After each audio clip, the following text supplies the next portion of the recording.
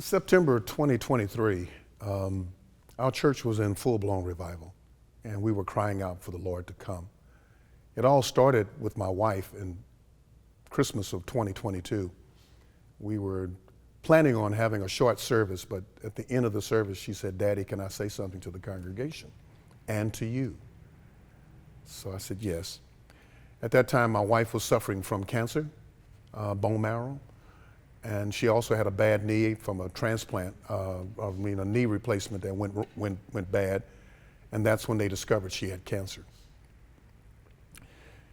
She was reading out of James chapter 5 that morning, she tells us, and she said James had spoken to the dispersed church and said to them, "Do not murmur in your condition, for murmuring brings about a curse." And then it led her to the story of Miriam and Moses, where Miriam murmured against her brother, and she was cursed with leprosy.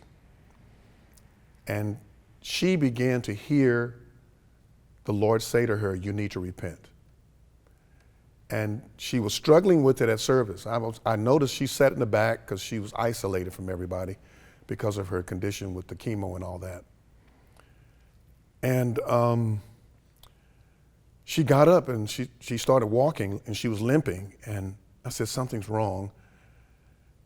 But I was wrong. It was something right. She looked at me and she said, "Daddy, we've been together in this church for 38 years, and I've never apologized to you." You see, my wife at one point in time was very bitter at the Lord for calling me to the ministry because it took her away from her home church where she wanted to be. And I got this little bitty church of 5 people and 15 kids. And one of the ladies came to church with her pajamas on, and all her kids had pajamas on that Sunday morning. And she said, "This is not a church." So I said, "I've been called." And now I'm pastoring the same church 30-something years later.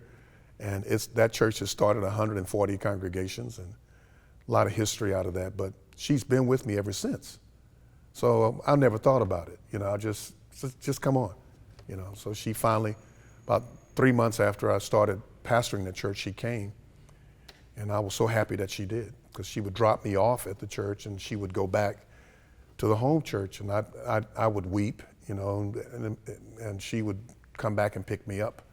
And that's just the way it was for 3 months. And finally, the Lord spoke to her, and she walked the aisle that day. And she's been with me ever since, and she's the strongest Christian in our church. There's no doubt about that. I'm in church today because she said if I don't go, she's not going to cook. And I haven't missed a Sunday since then. But it was because of her that I gave my life to the Lord. That day, she began to confess her sin publicly to the congregation. And she says, "No, I must do this." That September, my wife was healed of cancer. The Lord had promised her that, "You return to me, I'll return to you," that day. And here it is, like 9 months later. She's gone through chemo. She began to hold prayer meetings at MD Anderson. Every time we go, people would come to her asking for prayer. She would lead people to pray, and people would say, she would say, "Can I pray for you?" And she didn't know who they were, but they were so grateful that she had a prayer ministry at MD Anderson Hospital. But she got healed completely. Her cancer was unhealable, only managed. It's called multimyeloma.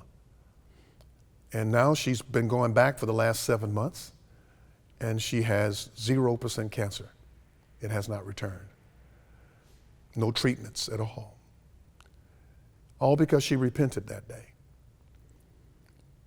in December of 2022.